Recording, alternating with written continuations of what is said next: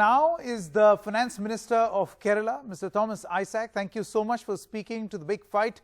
Mr. Isaac, some of the experts who obviously speak in favor of the government seem to suggest that you're reading a bit too much as far as the problems emanating from GST's implementation and demonetization's implementation is concerned. You're smiling, but I would want to know your response. The day demonetization was announced, the night 10 o'clock, I held a press conference in my office and said, this is crazy. You are going to break the backbone of the economy with this. And no black money is going to be unknown. Now look what has happened. On the eve of COVID, India was already on 3% growth. So, I don't know who will ever even dare to now justify demonetization. What was the strategy? What was the logic? Look, these characters are neoliberals. And kernel of neoliberalism is that you don't play with money here. You read Milton Friedman. His whole thesis is that you keep the quantity of money as a constant proportion to income, and income will adjust to it. Now here is some guys who want to abolish money and think after 2 months when you print new notes and bring it into the economy will just jump up in a week. Well, I don't think I need to say more on demonetization. GST. We were so underprepared to introduce GST. Look, we are in the third year. IT backbone is not ready full. I do not get annual return in time. Last year's annual return has not come. Without annual return, how do I administer the tax? So we collect whatever tax is given and put in the house. Okay, this is something teething trouble.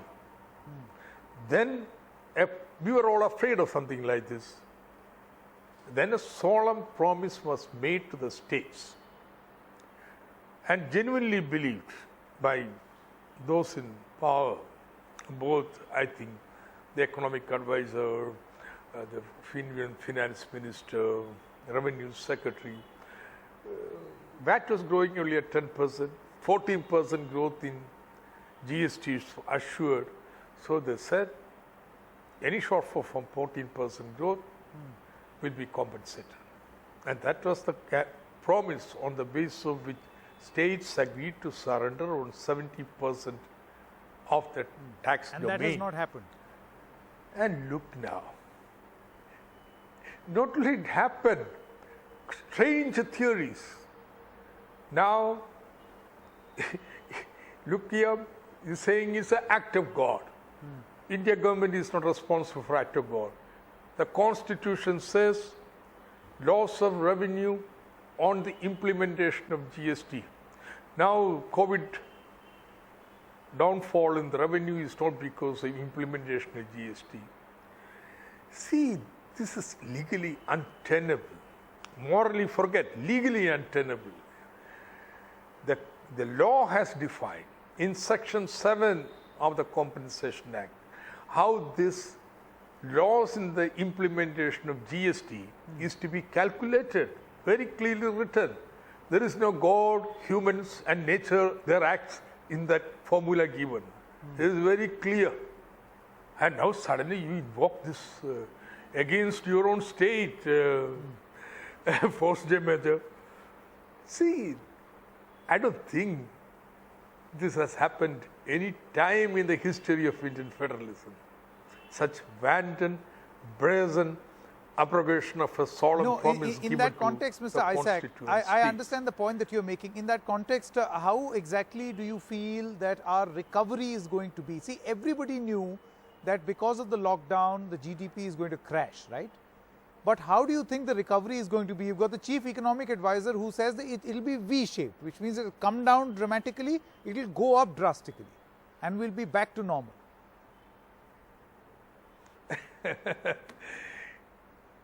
It came. What is India's growth performance in last quarter? Worst in the world. According to IMF, Gita Gopinath's figures are out. Indian economy shrank by 25%. Yeah. I did a very quick calculation about the average for the countries, comes less than 12%. So it's a dramatic difference between what happened in India and the rest of the world.